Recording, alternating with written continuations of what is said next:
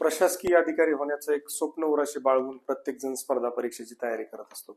स्पर्धा परीक्षेची तयारी करत असताना प्रामाणिकपणे कष्ट घेत असतो. जिथे पाहिजे तिथे क्लास लावत असतो, टेस्ट सिरीज लावतो, याला विचार त्याला विचार, एक वर्षभर प्रामाणिकपणे अभ्यासही करतो. पण बऱ्याच वेळेला काय होतं की नेमकं शेवटच्या काही दिवसांमध्ये अशा काही गोष्टी होतात की टेन्शन म्हणा, एन्झायटी म्हणा, किंवा काही आपल्या चुकीच्या स्ट्रॅटेजीज म्हणा, प्लॅनिंग म्हणा, याच्यामुळे नेमकं शेवटच्या दिवसामध्ये टेम्परामेंट ढासळतं. आपलं प्लॅनिंग चुकीच्या पद्धतीने झालेलं असतं आणि पेपरमध्ये आपल्याला कुठेतरी कट ऑफ क्लिअर करता येत नाही आणि आपलं जे स्वप्न असतं ते स्वप्नच राहतं. आणि म्हणून या स्वप्नाला सत्यामध्ये उतरवण्यासाठी एक शेवटच्या दिवसांचं प्लॅनिंग फार महत्वाचं असतं. आणि तेच प्लॅनिंगची चर्चा करण्यासाठी मी डॉक्टर अजित दिगंबर काकडे स्वागत करतो सर्वांचं एमपीएससी एक्झाम मंत्रामध्ये. बघा, राज्यसेवेचा पेपर झाला 1 डिसेंबरला. राज्यसेवेचा पेपर झाल्यानंतर बऱ्याचशा काही काही गोष्टी जसं दरवर्षीप्रमाणे, म्हणजे मागच्या वर्षी कंबाईनचा 30 एप्रिलचा पेपर झाल्यानंतर राज्यसेवेसाठी काही लोकांनी गोष्टी चालवल्या, तसेच आताही चालवल्या. पेपर असा येईल, पॅटर्न चेंज होईल, हे होईल, ते होईल, अमुक धमुक. राज्यसेवेमध्ये पॅटर्न बदलला का? तर राज्यसेवेमध्ये पॅटर्न कम्प्लिटली नाही बदलला. काही प्रश्नांचं स्वरूप जर आपण बघितलं तर थोडंसं फॅक्च्युअल पद्धतीने आपल्याला जास्त विचारल्याचं बघायला मिळतं. आणि एक महत्वाचा बदल त्याच्यामध्ये जो मला जाणवला, जो मी पहिल्या आणि दुसऱ्या व्हिडिओमध्ये सांगायचं विसरून गेलो, की युजली आपण जेव्हा बघतो की एमपीएससी मध्ये प्रश्न हा अवघड असतो पण पर्याय सोपे असतात. यावेळेस उलट झालं. करंटचे पण क्वेश्चन फार एखाद दुसरा प्रश्न सोडला तर बाकी जवळपास सगळे क्वेश्चन सगळ्यांच्या परिचयाचे होते, सगळ्यांनी त्याविषयी वाचलेलं होतं, पण प्रश्न हा सोपा वाटत होता. आणि जेव्हा खाली आपण ऑप्शन कडे येत होतो तेव्हा बऱ्यापैकी आपल्याला अडचण किंवा अवघड वाटत होता. आणि त्याहूनही पुढे जाऊन पेपरमध्ये कदाचित सोपे वाटले, पण जेव्हा आपण पेपरमधून बाहेर आलो, क्लासच्या आन्सर की चेक केल्या किंवा एमपीएससीची फायनल की चेक केली, तेव्हा आपल्याला कळालं की छोट्या छोट्या गोष्टींमध्ये त्यांनी ट्रॅप केलेला आहे. हा एक मेजर बदल आपल्याला कुठेतरी राज्यसेवेच्या पेपरमध्ये बघायला त्या ठिकाणी मिळाला. अजून एक दुसरी गोष्ट जी नंतर मला काही विद्यार्थ्यांनी सांगितली, की राज्यसेवेच्या प्रिलिम्सच्या पेपरमध्ये कुठेतरी मेन्सच्या पेपरचा काहीतरी रिफ्लेक्शन आपल्याला बघायला मिळालं. किंवा मेन्सला जे आपण अप्रोच वापरतो की फॅक्ट असतील तर त्या थोड्या व्यवस्थित बघितल्या पाहिजे. 84चं 83 करणं, 208चं 206 करणं, 206चं 208 करणं, 2004चं 2003, 2003चं 4, म्हणजे अशा छोट्या छोट्या गोष्टींमध्ये कुठेतरी ट्रॅप करण्याचा एक प्रयत्न म्हणा किंवा चुकवण्याचा प्रयत्न आपल्याला या पेपरमध्ये बघायला मिळाला.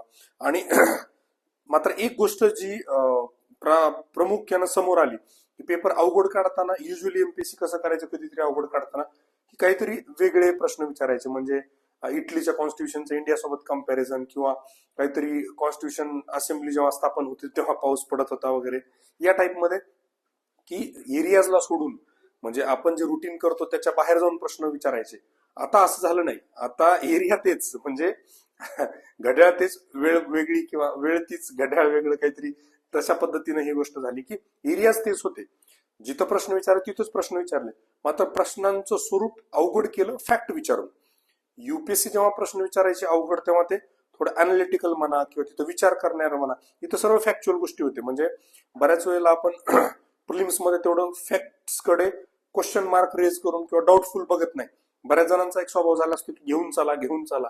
जे घेऊन गेले त्यांना बऱ्यापैकी नुकसान त्या ठिकाणी बघायला मिळालं. तर त्या अर्थानं जो काही एक बदल किंवा थोडेसे काही काही चेंजेस आपल्याला राज्यसेवेमध्ये बघायला मिळाले, असे कंबाईनला होतील का, ही एक चर्चा मला वाटतं प्रामुख्यानं आता चालू झालेली आहे.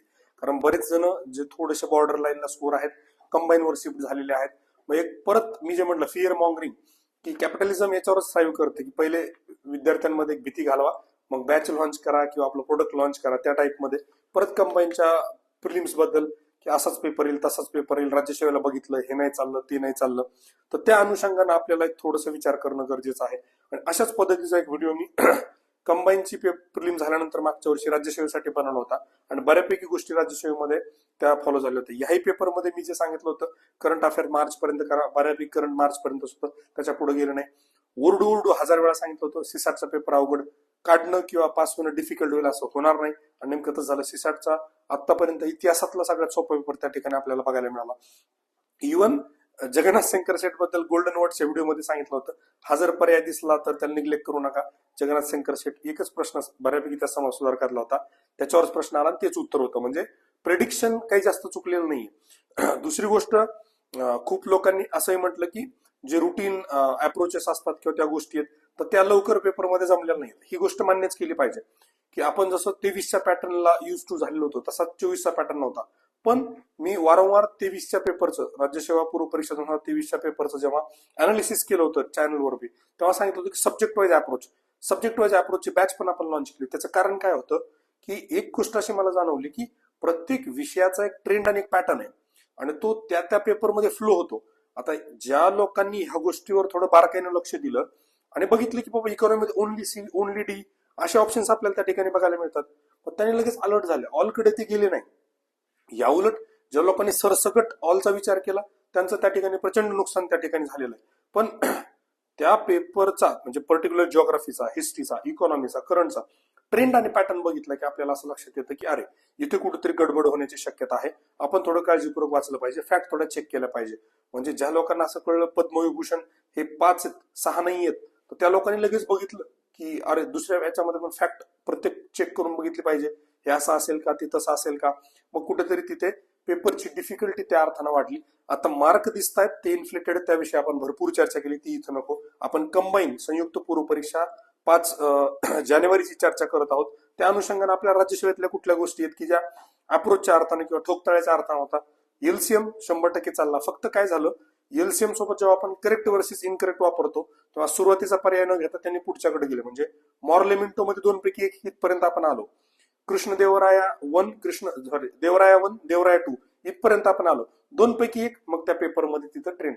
ह्या 2 पैकी एकाचं उत्तर ज्याला माहिती होतं, एक तर ज्याला माहिती आहे की मिंटो आहे त्यानं बरोबर देवराया 2 केलं असतं. म्हणजे त्या पेपरचा त्या हिस्ट्रीचा पर्टिक्युलर ट्रेंड आणि पॅटर्न आपल्याला बघायला मिळेल. सिंधुदुर्ग रायगड 2 मधलं एक कुठलं तरी आपल्याला लक्षात आलं असतं. बीड आणि बाकीचा कुठला जिल्हा त्याचा येत नाही. 2 पैकी 1 पर्यंत आपण आलो 50%. मग सिंधुदुर्ग आणि रायगडमध्ये परत सिंधुदुर्ग न देता रायगड दिलं, पुढचं दिलं.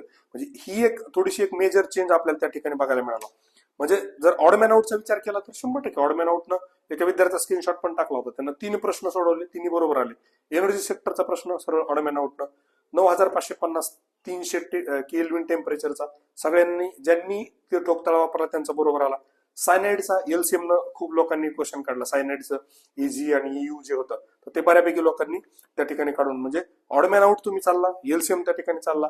परत एलसीएम मध्ये जो याचा गौरव दत्तचा क्वेश्चन होता इन्कम आणि पर कॅपिटा इन्कम 2 पैकी 1. तिथे मात्र जुन्या गोष्टी चालल्या की सुरुवातीचा जो इन्कम होता तो त्या ठिकाणी लिफ्ट लाईट डिसीज होता. ट्रिटिकाना परत 2 मध्ये एलसीएम 50% पर्यंत आपण आलोय. स्मॉल इंडस्ट्री लार्ज इंडस्ट्री परत सुरुवातीचं न घेता स्मॉल इंडस्ट्रीकडे गेले. बेटी बचाव बेटी पढाव एलसीएम न बऱ्याच लोकांनी डेट काढली. म्हणजे मला थोडक्यात हे सांगायचंय की पेपरमध्ये गेल्यानंतर आपल्याला मी जे नेहमी सांगायचं अलर्ट होऊन अटेंटिव्ह होऊन आणि फुल कॉन्सन्ट्रेशन पेपर सोडवायचा. त्याचं कारण हे होतं की पेपरमध्ये काय झालं हे एक्झॅक्टली पेपरमध्ये गेल्यावरच कळत असतं. बाहेरून सगळ्या गोष्टी प्रेडिक्ट करता येत नसतात. पण त्या त्या पेपरचा त्या त्या एक्झामिनरचा एक काहीतरी मेंटॅलिटी असते, मानसिकता असते, एक ट्रेंड आणि पॅटर्न असतो. तो आपल्या लक्षात आला पाहिजे. त्यानुसार आपण डिसिजन घेतलं पाहिजे.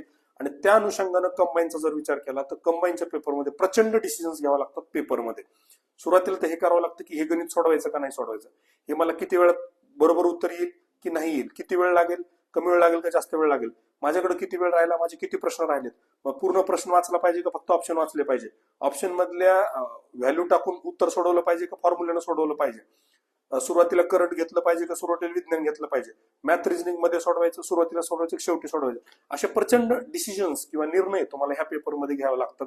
आणि मला असं वाटतं combine exam is all about 60 minutes 100 questions.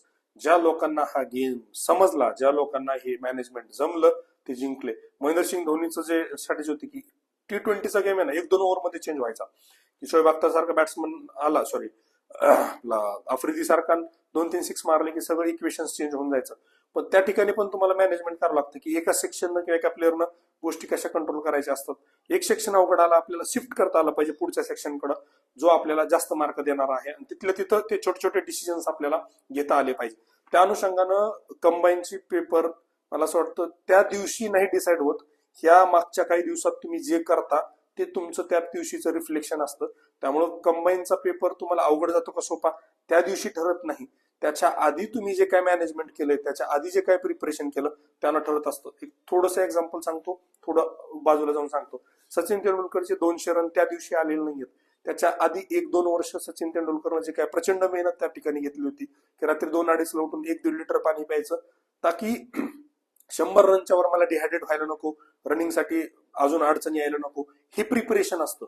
आणि ज्या ज्या विद्यार्थ्यांना तुम्ही बघा 60+ 65+ मार्क पडतात, त्यांना त्या दिवशी पडलेले नाहीयेत, त्यांनी आधी त्या ठिकाणी प्रिपरेशन केलं. म्हणजे विशाल शितोळे जरी एक्झाम्पल आपण घेतलं, विशाल म्हणतो की आपल्या सगळ्या अप्रोचनं 8 दिवसात केलं त्याचा फायदा झाला, फायदा 100% होतो, पण विशालनं त्याच्यावर आधी भरपूर काम केलेलं असणार आहे आणि त्या कामाला कुठंतरी एक अजून पुश देण्याचं काम अप्रोचनं झालं, मग कुठेतरी ते 67-68 पर्यंत मार्क त्या ठिकाणी जातात. मला असं वाटतं हे जे प्रिपरेशन आहे ना आणि शेवटचा महिना त्यातला एवढा प्रचंड महत्वाचा आहे की तिथे आपण काय करतो, कसं करतो, हे सगळं पेपरमध्ये रिफ्लेक्ट होणार आहे. राईट, त्या अनुषंगाने आता आपण चर्चा करूया. चर्चा करत असताना एक 2-3 टप्प्यामध्ये आपण व्हिडिओला डिवाइड करू. पहिला टप्पा जो होता राज्यसेवा पॅटर्नचा तो आपला संपलेला आहे. पुढचा टप्पा आपण हा बघूयात की काय केलं पाहिजे काय नाही, म्हणजे डूज अँड डोंट्स त्याचे, तो दुसरा.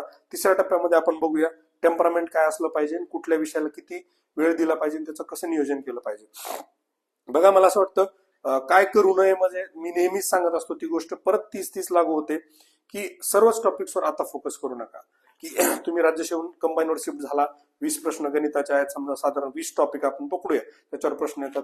पण असे काही टॉपिक आहेत, फॉर एक्झाम्पल मला पर्सनली म्हणा कॅलेंडरचा मी किती डोकं आपटलं, एकदम क्लोज असतात, ते माझं चुकतं, असा प्रश्न अटेम्प्टच करू नका ना. मिक्सर अलिगेशन तुम्हाला माहिती आहे, हा माझा चुकतो, तो अटेम्प्टच करू नका. एखाद्याला परम्युटेशन कॉम्बिनेशन जमत नाही तर नकाच करू ना. 20 पैकी 20च्या 20 बरोबर आले पाहिजे गरजेचं नाहीये. तुम्ही त्यातले ज्यांना अवघड जातं त्यांच्याविषयी बोलतो. तुम्ही 15-16 टार्गेट करा, 12-13 जरी आले तर इट्स ओके. तुम्हाला आता फॉर्च्युनेटली एक गोष्ट चांगली आहे की 1 एक्झाम 1 कट ऑफमुळे थोडा कट ऑफ कमी येईल, प्रिलिम्स पास व्हायला अडचण येणार नाही. तुम्ही 20च्या 20 याच्यावर टार्गेट केला तर काय होऊ शकतं माहितीये का, की तुमचे जे बरोबर येणार 10-12 किंवा 13 समजा पर्यंत, तर ते पण त्याच्यामध्ये काही गफलत होऊ शकते, त्याला अप्रोप्रिएट वेळ दिला जाऊ शकत नाही. आणि ह्या 7 मध्ये तुम्ही किती डोकं आपटलं तरी पेपरमध्ये जाऊन चूक करणार आहे, ते निगेटिव्ह मायनस जाऊ शकतं. त्यामुळं एक इमोशनल न होता प्रॅक्टिकल विचार करा, स्वतःच्या स्ट्रेंथ्स आणि विकनेसेसवर बघा आणि आपल्याला जे एरियाज वाटतात. फॉर एक्झाम्पल अजून विज्ञान मधले काही एरियाज आहेत की 15 प्रश्नांपैकी तुम्हाला माहिती की माझे हे 3-4 जे प्रश्न आहेत ह्या एरियामधले ते कधीच बरोबर येत नाही, तर जास्त डोकं आपटू नका किंवा तिथे खूप जास्त अभ्यास करून आपल्याला मार्क मिळवावा लागतो. सध्या त्याची गरज नाहीये किंवा सध्या तो प्रायोरिटी एरिया नाही. काही एरिया जिथे कायम प्रश्न येतात, प्लांट क्लासिफिकेशन, अॅनिमल क्लासिफिकेशन चांगलं करा, एकदम चांगल्या पद्धतीनं बारीक बारीक गोष्टी बघा. आणि राज्यसेवा आणि कंबाईन मध्ये थोडासा जो फरक मला दिसला सायन्सच्या बाबतीमध्ये, तर कंबाईन मध्ये सायन्स थोडस बारीक बारीक विचारतात किंवा थोडं अजून डिफिकल्टी जास्त असते. 1 लाइनर प्रश्न आपल्याला इकडे खूप जास्त बघायला मिळतात. करंट अफेअर्स मध्ये राज्यसेवेमध्ये 1 लाइनर जास्त नव्हते. कंबाईन मध्ये मागच्या 23चा पेपर बघितला, ऑलमोस्ट सगळेच प्रश्न 1 लाईन होते, एकही प्रश्न 2-3 लाईनचा नव्हता. त्यामुळं त्याची पण आपली तयारी असली पाहिजे करंटच्या दृष्टिकोनातून. आणि त्या ठिकाणी मला असं वाटतं कुठेतरी P2P, जसं समाज कल्याणला खूप फायदा झाला, राज्यसेवेला P2Pचा नाही झाला करंटच्या बाबतीमध्ये, पण राज्यसेवेला चालू घडामोडीची जी आपली मंथली बॅच होती ज्याच्यामध्ये आपण डिटेल घेतो, त्याच्यातून प्रचंड प्रश्न आले. म्हणजे 15 पैकी 11 प्रश्नांची PDF मी शेअर केली आहे, त्यातून रिफ्लेक्शन आपल्याला बघायला मिळतं. पण कंबाईनचा जर आपण विचार करत असू तो 1 लाइनर टाइप मध्ये आणि शॉर्ट नोट्स जे आहेत त्या खूप जास्त हँडी असतात, त्यात जास्त फायदा होऊ शकतो. त्यामुळे P2Pचं करंट जे तुम्ही कंबाईनला रिलाय राहू शकता. मे बी असं होऊ शकतं की खूप चांगलं रिफ्लेक्शन आपल्याला त्या ठिकाणी बघायला मिळू शकतं. दुसरे पण P2P आपले चालूच आहे, जसं सायन्स आहे, इकॉनॉमी आहे किंवा आपले बाकीचे P2P, ऑल GSC P2Pची बॅच आहे आणि त्याला प्रचंड चांगला फीडबॅक आपल्याला मिळतोय. ज्यांनी जॉईन केली राज्यसेवेला आपण बघितलं असेल की खूप चांगल्या पद्धतीने फीडबॅक आहे. राईट लॉजिकल अप्रोचची सगळ्यात महत्वाची बॅच, ज्या लोकांना अजूनही भीती वाटते, पेपरमध्ये साध्या साध्या चुका होतात किंवा पेपरमध्ये डिसिजन्स घेता येत नाहीत, त्यांसाठी मला असं वाटतं कुठेतरी राईट लॉजिकल अप्रोचची बॅच जी आहे तर खूप महत्वाची ठरते. मागच्या वर्षी एका विद्यार्थ्याला एका महिन्याच्या अभ्यासावर 45 मार्क होते, त्याची OMR पण मी चॅनलवर शेअर केली होती. मागच्या वर्षी विशालला पण जवळपास 68 मार्क होते. विशालला तर सगळीकडेच सांगितलेलं म्हणजे ओपनली की राईट लॉजिकल अप्रोचचा मला कंबाईनसाठी प्रचंड फायदा झालेला आहे आणि त्यामुळे ते SR पण कट ऑफ क्लिअर म्हणा किंवा PSI एक्साइज सारखी पोस्ट पण त्या ठिकाणी मिळालेली आहे. तर सगळ्यात महत्वाचं जे होतं की सगळ्या टॉपिकवर फोकस नको. दुसरं, आता नवीन सोर्स नका ऍड करू, म्हणजे कुठल्याच गोष्टीसाठी की नवीन नवीन गोष्टी आता जास्त करू नका. ज्या तुम्ही राज्यसेवेसाठी केल्या असतील त्याच वाचा किंवा जे कंबाईनसाठी आधीपासून करत आलाय त्याच गोष्टी करा. आणि दुसरी महत्वाची, चंचलता नको. हे आलं वाचतो, ते आलं वाचतो, हे सर हे म्हटले करा, ते सर ते म्हटले करा. त्यामुळे जे म्हटलं ना मी की शेवटच्या महिन्यामध्ये तुम्ही चांगलं नियोजन केलं नाही, प्लॅनिंग नसेल ना, वर्षभर केलेल्या मेहनतीचा काही फायदा होत नाही. म्हणजे तुम्ही वर्षभर खूप चांगली प्रॅक्टिस केली आणि ऐनवेळी मॅच मध्ये काहीतरी गफलत केली, फुल टॉस टाकायला लागले, नो बॉल टाकायला लागले, वाईट टाकायला लागले, कार्यक्रम संपला, हे समजून घ्या. तशा पद्धतीनं शेवटच्या दिवसांमध्ये पेपरमध्ये गोंधळ न होण्यासाठी आतापासून त्या गोष्टी, की चंचलता अजिबात नको. म्हणजे तुमच्या वागण्या बोलण्यात पण नको, की मेसवर जात होतो लगेच वाटतं की नाही इकडे जाऊन तांबडा पांढरा खावा, गेले तिकडं, असं नको. ठरवलंय ना मेसवर जाऊन जेवायचं, मेसवर जाऊन जेवा. कोणी कितीही म्हटलं हे लय भारी आलं ते भारी आलं, त्या गोष्टीमध्ये पडू नका. तुम्ही ठरवलेल्या स्ट्रॅटेजी की मला एवढ्या दिवसासाठी ह्या विषयासाठी एवढे दिवस द्यायचे, त्याच पद्धतीने करा ना. आता जास्त चेंजेस करू नका. दुसरी गोष्ट, लिमिटेड टेस्ट सोडवा. लिमिटेड म्हणजे काय काय होतं की खूप जण नुसतं टेस्ट सोडवा टेस्ट सोडवा टेस्ट सोडवा. टेस्ट सोडवण्यामध्ये काय होतं की फायदा तर होतो, प्रॅक्टिस सगळ्या गोष्टी होती, पण शेवटच्या दिवसांमध्ये काही काही गोष्टींना रिव्हिजन पण होणं गरजेचं असतं आणि त्याच गोष्टी पेपरमध्ये जास्त आठवतात जे शेवटच्या दिवसांमध्ये चांगल्या पद्धतीने रिवाइज केलेल्या असतात. म्हणजे एक सर्टन लेवलपर्यंत टेस्टचा रोल 100% आहे. काही लोक म्हणतील डेली सोडवा, माझं स्पष्ट म्हणणे अल्टरनेट डे सोडवा. मार्केटमधल्या मॉक टेस्ट बद्दल मी बोलत आहे. अजूनही तुम्हाला 10 टेस्ट सोडवता येतात आणि जे राज्यसेवेकडून शिफ्ट होतात पर्टिक्युलरली त्यांना 10 टेस्ट मला असं वाटतं मोर दॅन इनफ आहेत. कंबाईनवाले जे रिग्रेस करतात त्यांनी आतापर्यंत 20-25 तर सोडूनही झाले असतील असं मी अपेक्षित करतो. तुम्ही ऑलरेडी टेस्ट लावले असतील असं मी कन्सिडर करतो, किंवा तुम्ही सोडत आला असाल असं मी समजून घेतो. दुसरी गोष्ट, संपवण्याची घाई नको. हे मी कायम बोलत आलो, राज्यसेवेमध्ये पण तेच चालू. ज्या लोकांनी म्हणजे टॉपिक तेच होते, एरियाज तेच होते, जर तुम्ही चांगले वाचलेले असते, म्हणजे आता चेतनचा विचार केला तर मोहम्मदी, नरगिस मोहम्मदीचा प्रश्न 2003 नाही, 2004 नाही, 2003 आहे. हे पेपरमध्ये सूचनेला एकदम शांततेनं व्यवस्थित अभ्यास केलेला पाहिजे आणि तो मला तिथं त्या ठिकाणी दिसला, म्हणून तसा प्रश्न बरोबर आला. अदरवाईज 90% पब्लिकचा तो प्रश्न चुकलेला आहे. हे स्पष्ट दाखवतं की तुम्ही ते एरियाज तर टच केले पण फार घाईघाईमध्ये वाचले, त्याच्यामध्ये व्यवस्थित वाचलेलं नाहीये, समजून घेतलेलं नाहीये. मी हे शब्द कायम वापरायचो की संपवण्याची घाई करू नका, समजून उमजून करा, समजल्यानंतरच पुढे जा. कमी झालं तरी चालेल पण जे झालं त्यातला प्रश्न चुकू देऊ नका.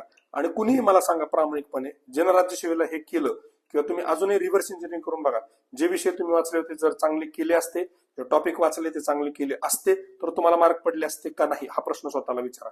कंबाईनच्या बाबतीतही मला तेच सांगायचंय की तुम्ही जे करताय ते चांगलं करा, जे करताय ते समजून उमजून करा, त्यातला प्रश्न चुकू देऊ नका, 100% तुम्ही पास होता. राईट. पुढची आता काय केलं पाहिजे, मग काय करू नये झालं. सगळ्यात महत्वाचं प्रायोरिटाईज केलं पाहिजे, की विषय समोर ठेवा. एक 6-7 विषय आपल्या समोर आहेत, त्यातले पण एरियाज काढा, टॉपिक्स काढा.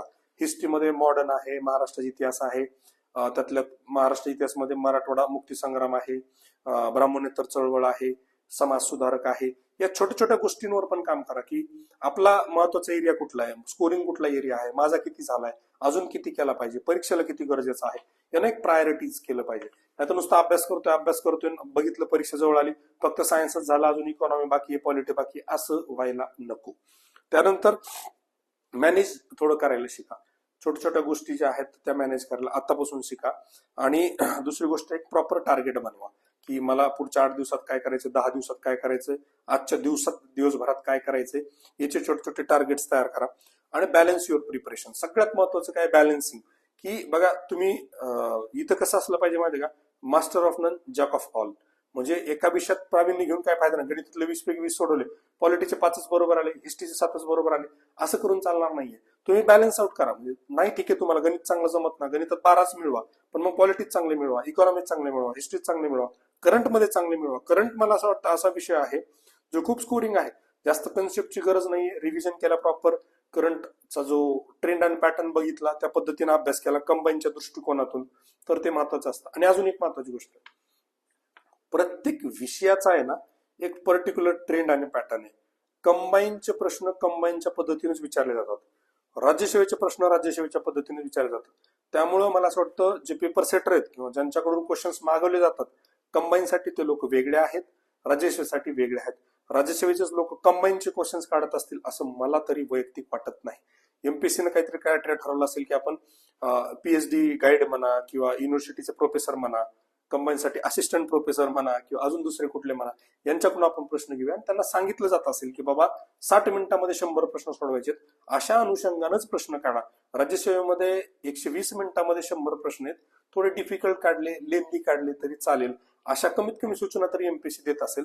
त्यामुळं राज्यसेवेच्या पेपरला समोर ठेवून कंबाईन कडे बघू नका. कंबाईन ही खूप वेगळी परीक्षा आहे, ग्रुप बी ची आहे, राज्यसेवा गॅजेटेड परीक्षा आहे, ही गोष्ट एक लक्षात घ्या. त्यानंतर सगळ्यात महत्वाचं स्कोरिंग एरियाज काढा, आपापले स्कोरिंग एरियाज काढा. एमपीएससी मध्ये जिथं आपला स्कोर करू शकतो किंवा एमपीएससीचे महत्वाचे विषय काढा, याच्यावर कायम प्रश्न येतो. जसं क्लासिफिकेशनचं मी एक्झाम्पल सांगितलं. पॉवर्टीवर कायम एखादा प्रश्न राज्यसेवेत येतो, कंबाईनला येतो. पॉवर्टीची कमिटी म्हणा, पॉवर्टी लाईन म्हणा, पॉवर्टीच्या व्हॅल्यूज म्हणा, काही ना काही. म्हणजे मी आता 23चा पेपर जेच बघत होतो कंबाईनचा, तिथे नरसिंहन कमिटीवर प्रश्न होता की 91ला कुठली कमिटी गेली. त्याच्या खाली डी ऑप्शन होता अभिभूषण कमिटी. अभिभूषण कमिटीवर राज्यसेवा प्रिलिम्सला 2024ला प्रश्न आला की ती कशासाठी स्थापन केली होती.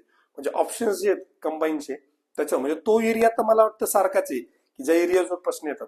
मग कंबाईनला एक गोष्ट आपण कटाक्षाने केली पाहिजे, जर आपल्याला ते एरियाज माहित असतील तर त्या एरियाचा चांगला अभ्यास केला पाहिजे. रादर की नवीन नवीन एरियाज एक्सप्लोर करण्यापेक्षा आहेत ते कॉमन, त्याच्यावर कायम प्रश्न आले, मात्र त्यात बारीक सारीक गोष्टींवर लक्ष दिलं पाहिजे. कुठेतरी कंबाईनला पण एक प्रयत्न असा होऊ शकतो, एक पॉसिबिलिटी की ते फॅक्ट मध्ये किंवा छोट्या गोष्टीमध्ये ट्रॅप करण्याचा प्रयत्न करतील. त्या ठिकाणी आपल्याला बारीक सारीक जे म्हणतो ना आपण रिडिंग बिटवीन द लाईन्स म्हणा, किंवा छोटे छोटे जे चेंजेस आहेत किंवा छोटे छोटे डिफ्लेक्शन्स आहेत, तर ते आपण करणं फार गरजेचं त्या ठिकाणी आहे. तर ही एक गोष्ट झाली.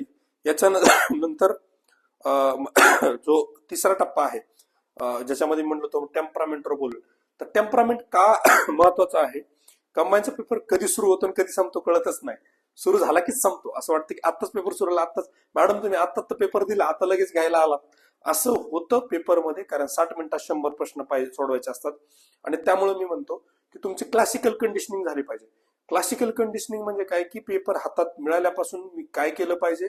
जसं एखादा प्लेअर एवढा खेळलेला असतो की त्याला बरोबर मॅच मध्ये जाण्याच्या आधी काय वॉर्मअप केला पाहिजे, सुरुवातीचे बॉल कसे खेळले पाहिजे, नंतर मध्ये काय केलं पाहिजे, सेम त्या गोष्टीत क्लासिकल कंडिशनिंग बॉडी झाली पाहिजे. पेपर हातात मिळाला कसा स्कॅन केला पाहिजे, कुठला सेक्शन आधी घेतला पाहिजे, कुठला मध्ये घेतला पाहिजे, कुठला शेवटी, आणि एक 3 टप्प्यामध्ये पेपर डिवाइड करा. 3 टप्प्यात म्हणजे 3 राऊंड मध्ये नाही, 3 टप्पा म्हणजे 30 मिनिटानंतर एकदा चेक करा किती प्रश्न अटेम्प्ट झालेत, किती बाकी आहेत. परत पुढच्या एक 15 मिनिटानंतर बघा, म्हणजे 45 मिनिटं झाल्यानंतर किती प्रश्न बाकी आहेत, किती अटेम्प्ट केले. आणि शेवटचे जे काय 15 मिनिटं 10 मिनिटं झाल्यानंतर शेवटच्या 5 मिनिटाच्या आधी एकदा बघा की माझे किती क्वेश्चन्स अटेम्प्ट झालेत, किती राहिलेत, फक्त 5 मिनिटं राहिलेत. मग अशा वेळेस काहीच जर कळलं नाही की पेपर माझा एक 15 मिनिटं एक सेक्शन कंप्लीट राहिला माझा, इकॉनॉमी 15 प्रश्न अटेम्प्ट करायचे राहिले, 5च मिनिटं वेळ, अशा ठिकाणी सरळ अप्रोच ठोकताळेनं फास्ट मध्ये क्वेश्चन बघा, ऑप्शन्स बघा, ऑप्शन्सवर जास्त भर द्या, cut cut cut cut cut. असं पेपरला व्हायला नको की माझे 5च मिनिट राहिले आणि 20 क्वेश्चन अटेम्प्ट करायचे, 10 खूप चांगले अटेम्प्ट केले, 10 पैकी 8 बरोबर आले, पुढचे 10 मला टचच करणं झालं नाही, तुम्हाला मी शालस रिपोर्ट घेऊन सत्कारच करून पेपर झाल्यानंतर. असं अजिबात व्हायला नको. पेपर 100 प्रश्नांचा आहे, 100 प्रश्न तुमच्या डोळ्याखालून गेलेच पाहिजे आणि त्याची प्रॅक्टिस आतापासून करायची. रोज झोपताना एक आधी प्रश्न विचारा, 60 मिनिटात 100 प्रश्न सोडवण्यासाठी किंवा मला जास्तीत जास्त चांगल्या पद्धतीने मॅनेज करण्यासाठी आज मी काय केलं. अभ्यास हा एक कम्प्लिटली वेगळा भाग आहे. अभ्यास हा वेगळा भाग आहे, म्हणजे आपण तयारी करतो, वाचतो, टेस्ट सोडवतो, नॉलेज गेन करतो, कंटेंट मिळवतो, हा वेगळा भाग. पेपर सोडवण्याचं स्किल किंवा पेपर सोडवण्याचा जो अप्रोच आहे, तर मला असं वाटतं तो एक अजून वेगळा भाग आहे. ह्या दोन गोष्टी जोपर्यंत जुळत नाहीत तोपर्यंत 60 क्रॉस होत नाही. हे माझ्याकडून तुम्ही लिहून घ्या. ज्या लोक म्हणतात ना मी सहज पेपरला गेलो मार्क पडले, त्यांनी ऑलरेडी ती गोष्ट त्यांच्यामध्ये इनबिल्ट असते, पर्सनॅलिटीचा भाग असते किंवा ती डेव्हलप झालेली असते. त्यामुळं अभ्यासासोबत सोबत पेपर सोडवण्याचं स्किल डेव्हलप करा. माझी कळकळीची विनंती त्यातल्या ग्रामीण भागातून आलेले विद्यार्थी, पीएसआयची तयारी करणारे विद्यार्थी आणि खूप प्रामाणिकपणे प्रयत्न करतात, सगळ्या गोष्टी करतात, पण हा स्मार्टनेस मला वाटतं कुठेतरी त्यांच्यामध्ये लॅकिंग मला बघायला मिळतो की ते अभ्यासावरच फोकस करतात, पेपर सोडवण्याच्या स्किल सेटवर, त्या अप्रोचवर जास्त काम करत नाहीत. आणि सगळ्यात महत्वाचं ते असतं की तुम्ही कितीही चांगली टीम घेऊन जा, पण शेवटी तुम्ही त्या दिवशी जर चांगलं मॅनेज केलं नाही, व्यवस्थित परफॉर्म केलं नाही, तुम्ही जिंकत नाही. राज्यसेवेला अजून एक गोष्ट मला जी ऑब्झर्व झाली, 2007चा वर्ल्ड कप जो होता इंडियाने जिंकला, इंडियाची टीम तशी बघितली, ऑस्ट्रेलिया, साऊथ आफ्रिका काहीच टीम नव्हती. इंडियाने फक्त एकच विचार केला होता की एक्स्ट्राच द्यायचे नाही, काय मारायचे तुम्ही बॅटनं मारा. तीच टीम शेवटी फायनल मॅच जिंकली, ज्यांना सगळ्यात कमी एक्स्ट्राचे रन दिलेत. आणि राज्यसेवेच्या पेपरमध्ये सगळ्यात महत्वाची गोष्ट मला ऑब्झर्व झाली, ज्यांनी सगळ्यात कमी चुका केल्या त्यांचा स्कोर चांगला आला. एखाद्याला ऍक्टिव्हली काही करायची गरज नव्हती, पॅसिव्हली होतं, म्हणजे मी चुका कमी केल्या की माझे मार्क वाढतात, मी बरोबर आणल्यावर माझे मार्क नाही वाढत. ही गोष्ट खूप महत्वाची आहे कंबाईन मध्ये पण मला असं वाटतं कुठेतरी हेच बऱ्याच वेळेला बघायला होतं, कारण ते प्रेशर असतं 60 मिनिटात 100 प्रश्न सोडवण्याचं. त्यामुळे ते आपल्या असं लक्षात येतं की जो सगळ्यात कमी चुका करेल त्याचे मार्क चांगले असतात. आणि राज्यसेवेत जे झालं ते कंबाईन मध्ये पण होऊ शकतं. चुका टाळण्यासाठी मात्र तुम्ही अलर्ट राहणं, अटेंटिव्ह राहणं, फुल कॉन्सन्ट्रेशन मध्ये पेपर सोडवणं अत्यंत महत्वाचं आहे. टेम्परामेंटचा भाग झाला. दुसरी गोष्ट, टेन्शन घेऊ नका, प्रेशर घेऊ नका, थोडं निवांत रिलॅक्स राहा. आणि राज्यसेवेच्या पेपरच्या आधी ज्या लोकांनी, ज्यांना मी सांगितलं होतं त्यांनी तसं केलं की थोडं निवांत राहिले. काहींनी ते 1 दिवस आधी काही वाचलेलं नाहीये. तुम्ही वाचू नका असं मी म्हणणार नाही, पण थोडं रिलॅक्स राहा. जेवढं तुम्हाला एकदम असं कूल नॉर्मल स्वतःला राहता येईल तेवढं स्वतःचं 100% देता येईल. आणि जोपर्यंत तुम्ही स्वतःचं 100% देत नाही तोपर्यंत तुमचं पोटेन्शियल तुम्हाला कळत नाही की तुम्ही किती स्कोर करू शकता.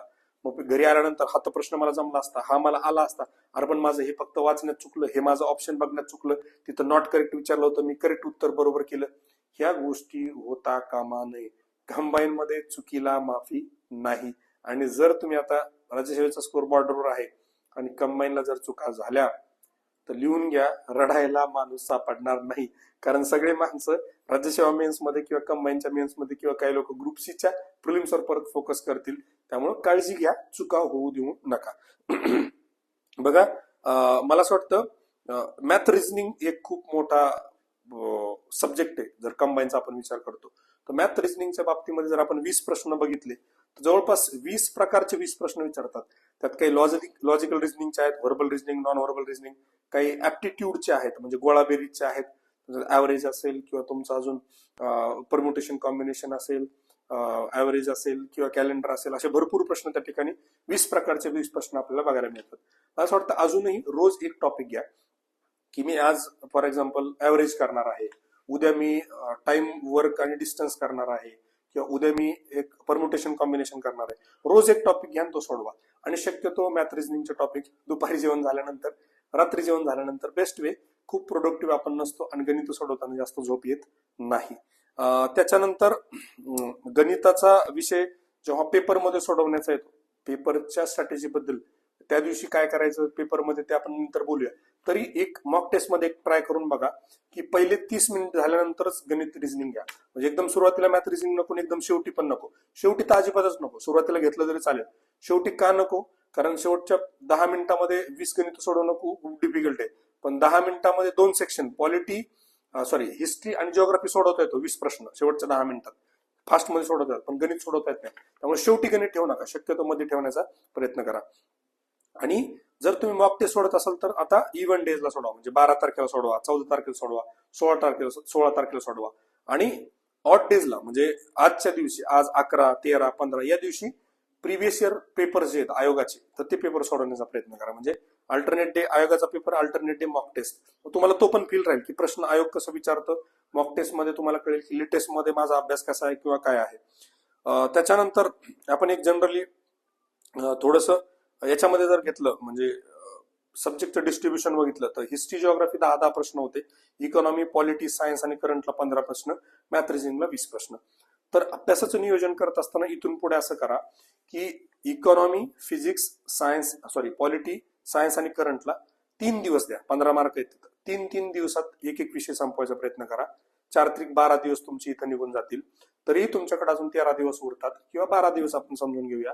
त्यात 2 दिवस हिस्ट्रीला आणि जिओग्राफीला द्या. 4 दिवस ती गेले तरी तुम्हाला 7 ते 8 दिवस मिळतात रिव्हिजनसाठी. मग त्या शेवटच्या दिवसांमध्ये की त्या पद्धतीने रिव्हिजन करा. जे लोक राज्यसेवेकडून कंबाईनकडे शिफ्ट होतात किंवा ज्यांना राज्यसेवेसोबत कंबाईनची तयारी करायची आहे त्यांनी माझं म्हणणं आहे की जे जीएस राज्यसेवा मेन्सला आहे तेच करा. फक्त शेवटच्या 2-3 दिवसामध्ये सायन्स करा आणि शुक्रवार शनिवार अर्धा दिवस करंट करा. मग उरलेल्या अर्ध्या दिवसात तुम्हाला फॅक्च्युअल पार्ट, जसं सेन्ससचा काही डेटा असेल, जसं इकॉनॉमीच्या कमिटीज असतील किंवा पॉवर्टीच्या रिलेटेड काही टॉपिक असतील, ब्राह्मणेतर चळवळ, त्याचे पुस्तकं, त्याचे ऑर्गनायझेशन, त्याचे लेखक किंवा काय, ह्या गोष्टी अशा फॅक्च्युअल ज्या करायच्यात शुक्रवार शनिवार मध्ये करू शकतात. पण करंट अफेअर्सला शेवटच्या 2 दिवसामध्ये भरपूर प्रचंड वेळ दिला पाहिजे. 15 प्रश्न आहेत, 15 पैकी 13 जर बरोबर आले तर तुम्ही सपकन 50च्या पुढे निघून त्या ठिकाणी जाता. आणि हे झाल्यानंतर मला असं वाटतं करंट अफेअर्स जे डेली करत असताना 3 सेशन मध्ये घ्या. एक मॉर्निंग सेशन घ्या, आफ्टरनून सेशन आणि post evening session. Current affairs थोडंसं काय इंटरेस्टिंग आहे, वाचायला आनंद येतो. 3 टप्प्यात करा. रोज थोडं थोडं करंट चालू राहील, रोज मॅथ रिझनिंग चालू राहील. एक कुठला तरी विषय घ्या जो 3 दिवस चालवणार. 3 दिवस 3 दिवस 3 दिवस 2 दिवस 2 दिवस असं आपलं एक साधारण 14 दिवसांचं नियोजन त्या ठिकाणी, नाही 14 नाही 16 दिवसांचं नियोजन त्या ठिकाणी होऊन जाईल. उरलेल्या 7 दिवसामध्ये मग तुम्ही बाकीच्या गोष्टींचं एक एक दिवसाचं रिव्हिजन प्लॅनिंग करू शकता. आता परत हे मॉक टेस्ट जे आहे ते कधीपर्यंत सोडा, 30 डिसेंबर पर्यंत सोडवायला काही हरकत नाही. जे राज्यसेवेकडून कंबाईनकडे शिफ्ट झाले, ज्या लोकांनी ऑलरेडी भरपूर टेस्ट सोडवल्यात त्यांनी हळूहळू मॉक टेस्ट जरी कमी केला तरी चालतं. आयोगाचे पेपर सोडवण्यावर भर द्या. लास्ट 8 डेज मध्ये मला असं वाटतं पीवायक्यू जास्त करणं, आयोगाचे पेपर्स बघणं, कारण तो जो ट्रेंड, तो पॅटर्न आणि ती जी गोष्टी आहेत ना त्या आपल्या डोळ्यासमोर कायम असल्या पाहिजेत. आता याच्यामध्ये अजून दुसरी गोष्ट जी महत्वाची आहे तर ती आहे की एक साधारण आता तरी तुम्ही ज्यांनी राज्यसेवेकडून शिफ्ट होतात कमीत कमी 10 टेस्ट सोडवा, वेळ लावून टेस्ट सोडवा. आता टेस्ट सोडवा म्हणजे फक्त डायरेक्ट टेस्ट सोडवली झालं असं नका करू. टेस्ट सोडवल्यानंतर त्याचं थोडं अनालिसिस करा की मी ह्या टेस्ट मधून काय शिकायला मिळालं, माझ्या कुठल्या चुका झाल्या ज्या की मी पुढच्या टेस्टमध्ये करणार नाही. तर तुम्हाला प्रत्येक टेस्टमध्ये काहीतरी एक्सपेरिमेंट करा. गणित सुरुवातीला घ्या, गणित शेवटी घ्या, गणित मध्ये घ्या, कधी करंटनं चालू करा, कधी पॉलिटीनं चालू करा, एक्सपेरिमेंट्स करा. आणि जी गोष्ट, जी स्ट्रॅटेजी तुमच्यासाठी वैयक्तिक तुमच्यासाठी चांगली काम करते ती फॉलो करा. म्हणजे काय होईल की तुम्हाला सगळी एक्सपेरिमेंट्स इथं मॉक टेस्ट मध्ये करता येईल. मॉक टेस्ट ही सेल्फ प्रॅक्टिस टेस्ट ती एक्सपेरिमेंट करण्यासाठीच आहे आणि त्याच्यावर काम करा. जे टेस्ट नंतर जे आपल्याला बघायला मिळतं त्याच्यावर पुढच्या दिवशीपासून काम सुरू करा. अरे बाबा माझं गणितामध्ये कधी कधी खूप चुका होतात, मग त्या चुका मी करणार नाही. काही काही गणितामध्ये कॅल्क्युलेशन्स करायची गरज नाही, दुसरे तसेच ठेवले तर पुढे काटाकाटी होते. काही काही गणित नुसते ऑप्शन्स मधून बघितले तर लवकर सुटतात. काही काही ग्राफ बार वगैरे जे ऑब्झर्वेशन्स चांगले सुटतात, मग त्या ठिकाणी ऑब्झर्वेशनचा विचार करा. आणि सगळ्यात महत्वाचं मला जेव्हा असं वाटतं की पेपरच्या शेवटच्या 5 ते 7 मिनिटांमध्ये उत्तर बदलू नका. एकच राऊंड घ्या. कंबाईनच्या पेपरला एकच राऊंड घ्या. एकदा तो प्रश्न बघितला की परत त्याच्याकडे यायची गरज पडली नाही पाहिजे. 15-15 10-10च्या सेटनं गोल करा, सर्कल करा. तो पेपरचा पॅटर्न आणि ट्रेंड आपल्याला त्या ठिकाणी कळतो.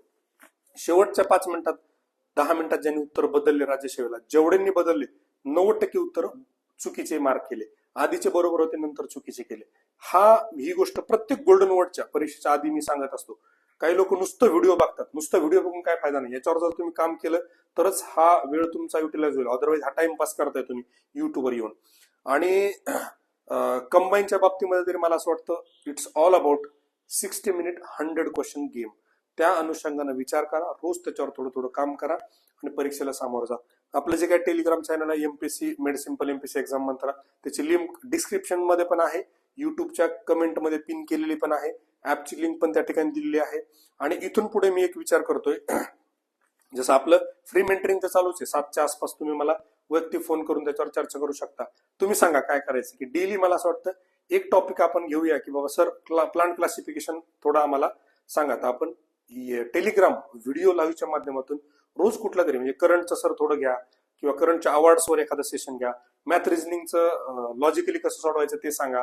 बऱ्याच लोकांना काहीच जमत नाही, मग त्या ठिकाणी काय केलं पाहिजे, असं एक एक टॉपिक तुम्ही जर देत राहिले तर माझी तयारी आहे की आपण टेलिग्राम व्हिडिओ लाईव्हच्या माध्यमातून एक एक सेशन रोज कंबाईनच्या बाबतीमध्ये घेऊ, जेणेकरून ज्या लोकांना राज्यसेवेमध्ये असं वाटतं की माझं कदाचित होणार नाही त्यांना एक प्लॅन बी किंवा कंबाईनच्या स्वरूपामध्ये एक अधिकारी होण्याची संधी त्या ठिकाणी मिळू शकते. राईट. तर ह्या सगळ्या गोष्टी ज्या शेअर करायच्या होत्या झाल्या.